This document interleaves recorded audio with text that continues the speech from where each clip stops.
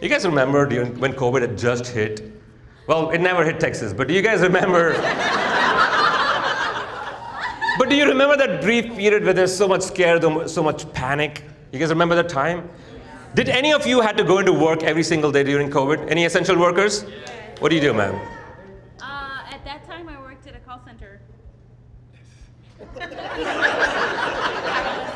Essential worker, and she said call center. I mean, I get it. All right, hold on. What do you, sir? An essential worker. They fooled you, ma'am. So what do you do? What do you do? I work on helicopters for Homeland Security. Holy shit. Hey, the Pakistani guy is right there.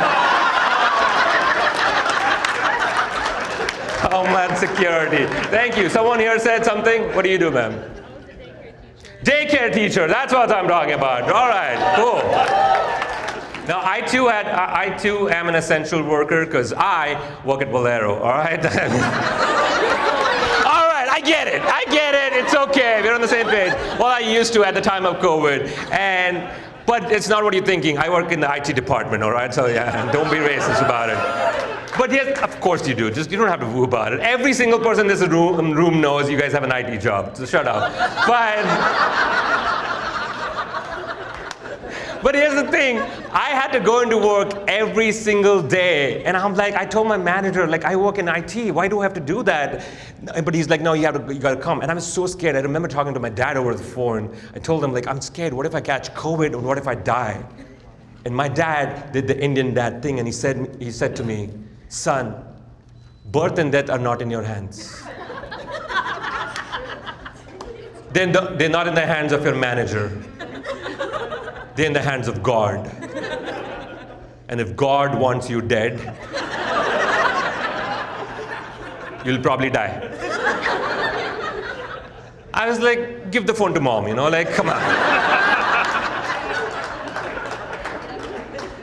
My mom comes on the phone and she's trying to comfort me. She's like, relax, nothing's gonna happen to you. It's okay, everything's fine. And then she started asking me questions like, how are things in Texas? They live in India, by the way. And I was like, everything's shut down. I just have to go into work. So she's like, you can't go out, do comedy at night, none of that. I'm like, nah.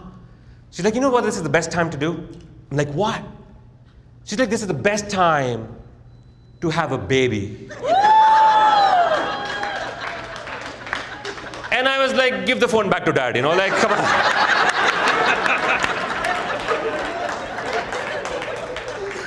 No, but my mom kept insisting, you've been married 12 fucking years, you need to have kids. And I stopped her right there. I was like, wait a minute.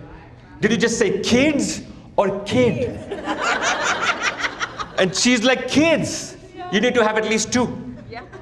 I'm like, why? She's like, well, God forbid. No. If anything happens to the first one, you have a spare. Her words, not mine, and that's not even the messed up part. The messed up part is I have an older brother. So I am plan B. I am the spare child of the family, y'all. And quite honestly, that's how I felt growing up, Because growing up, my brother received the best of things, Best of clothes, best of toys, best of shoes. Like I remember on my birthday, my parents would gift me lame things, like board games or card games. Which quite honestly was a gift for the entire family, not just for me. And what my brother used to get was real fancy remote controlled cars.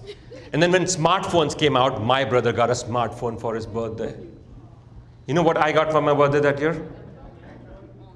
A phone case and a screen protector. No, I was like, Mom, what do I do with this? And she's like, put it on your brother's phone. Holy shit. No, when she said that, I decided right then, whatever my brother has, I'm going to snatch away from him, I started wearing his clothes. I started wearing his shoes when he wasn't around. I even started using his cell phone. I used to, at night, like when he used to sleep, I used to text this girl named Anjali. I miss Anjali, like. For 2 years, my brother did not know he was in a relationship with Anjali. Now, years back, my mom was trying to set up an arranged marriage for my brother. My mom shows him this picture of a girl. He looks at it and says, wow, she's really pretty. I'm ready to marry her. Guess what did I do? I snatched the picture out of his hand. And I was like, nah, bro, I'm gonna marry her. Believe it or not, guys, that's a 100% true story. That's how I got married to my wife. Yeah. It's been 12 years of our marriage. I make it a point every Sunday I take a picture with my wife and I send it back to my brother in India, right? I'm like, dude, I win, okay? I win. And me and my wife last year, we were like, maybe we're ready to have a child. But we're thinking whether we should have a child of our own or whether we should just take a trip to India, where my brother lives. Because he now has a 1-year-old. And there is no Amber Alert system in India, guys, so.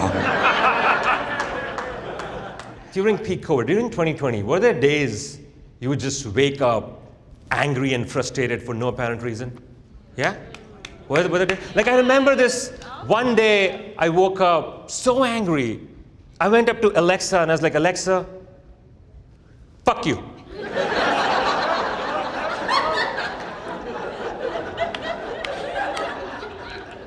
Guess what Alexa said? No, she's like, I don't understand your accent. You should know this, but.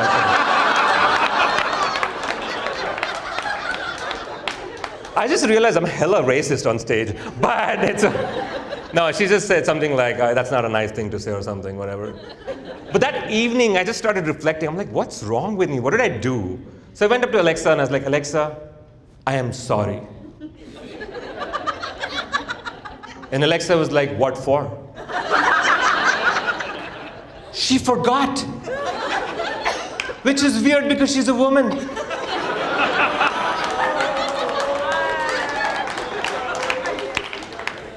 But then me and Alexa, we became friends and we just like talked about random stuff. We talked about math, right? And we talked about who's the president of Turkey. And then I asked her, Alexa, like, what else is up? What else is going on? And Alexa was like, not sure if you heard of the rumors, but there's like a Chinese rocket that's gone out of control. And then sources say it may either crash in Florida, maybe even Texas. So I freaked the fuck out, right? I'm like, first COVID, essential worker, and now like, but I'm like, now this Chinese rocket? I was freaking out. I was like, Alexa, am I gonna die? And Alexa was like, birth and death are not in your hands. I forgot my dad worked at Amazon for a couple of years. You've been a great, great audience. Thank you so much, y'all, San Antonio.